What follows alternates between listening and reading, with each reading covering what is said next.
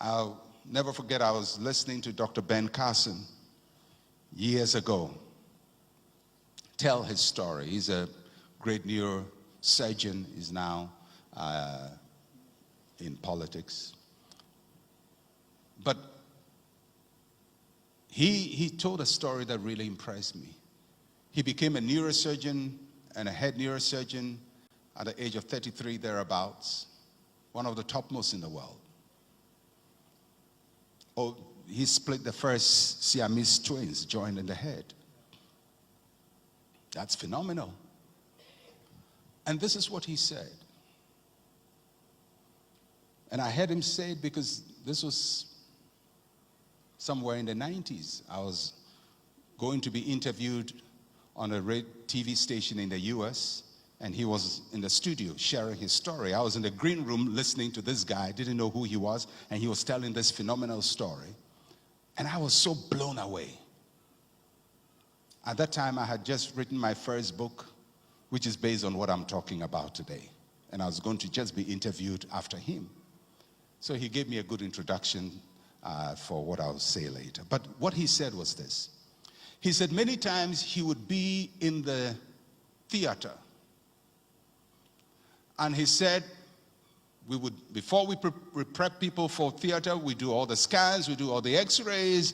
But he said, invariably, you open somebody's brain and you will just discover something that no x-ray showed you. I said, whoa, is that so? So the doctors sometimes will open your brain and they don't know what to look for? That is not a comforting thought at all.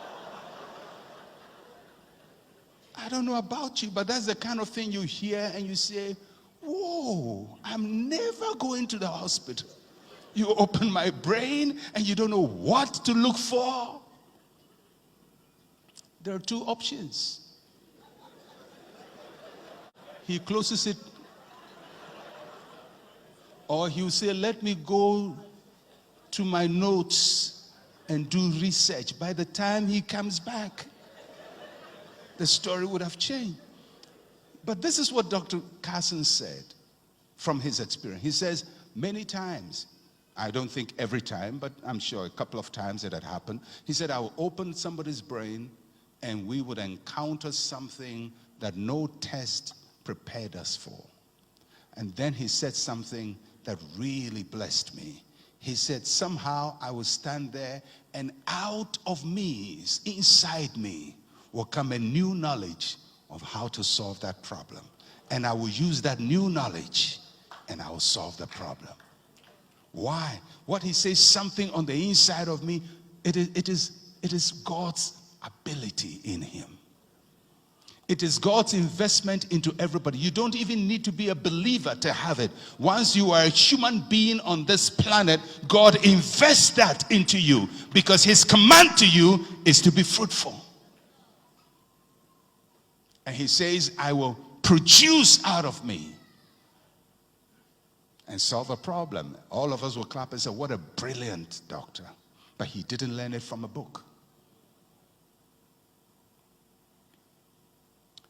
A person whose only source of knowledge is from a book is limited in operation. If your lawyer, all that he knows about law is what he learns in a book, then when he's out there defending you and they ask him a question, examine the witness, and they throw him a curved ball and he doesn't know what to do, he will say, my Lord, I need to go and reference. But if he is operating based on a gift, a seed, an ability, out of him shall flow.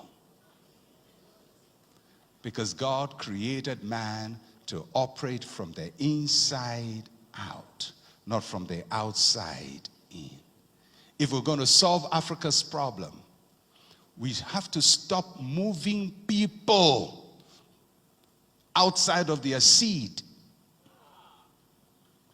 Because, you know, we Africans, we love education and we love degrees.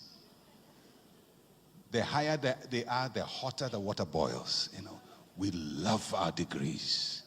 So people go and pursue prestigious things, but there's no sense of intuitive creativity with them because they're just pursuing a fruit that has no seed.